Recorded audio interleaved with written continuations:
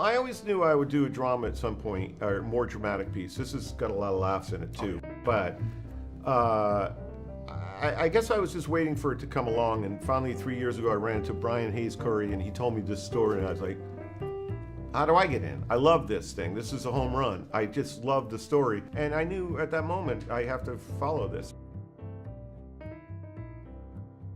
It wasn't a conscious effort to make a different kind of movie for me. By the way, it should have been. I should have been thinking this way a few years ago, but I didn't. Until this kind of, like, the universe just blew it in my lap and said, come on, do this, and I did. The first day, you know, Nick was kind of feeling me out. What would you do here? What would you do there? And I said, this, and this, because he wanted to make sure I wasn't going to go broad on it, because that's not this story. This is, any humor that comes in this story comes from character. It's not from, there's no jokes. Viggo and Mahershala in particular, what are their acting styles like, and did you find yourself having to adapt, as any director always does? They were nothing that I had not seen before, except for that they were as good as any actors I've worked with, ever, both of them. And to have two actors at that caliber, thank God, because Viggo and Mahershala, they're as good as it gets.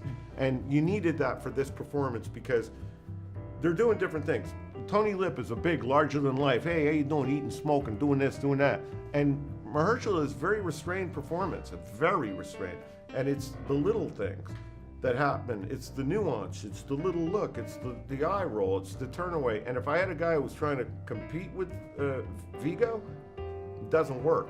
You needed a guy who trusts his craft and played off him perfectly. And that's the beauty of having those two guys. And people have asked me, they say, that moment where in the rain where he, you know, explodes and lets it go, because they said, is that when you realize this is a great performance? I said, no, I like that, but it was the little things that made me know this guy is a gem. You could feel his pain, and it was just in his eyes, and it was just, he trusted his look. He didn't have to go big. He's got so much soulfulness in him.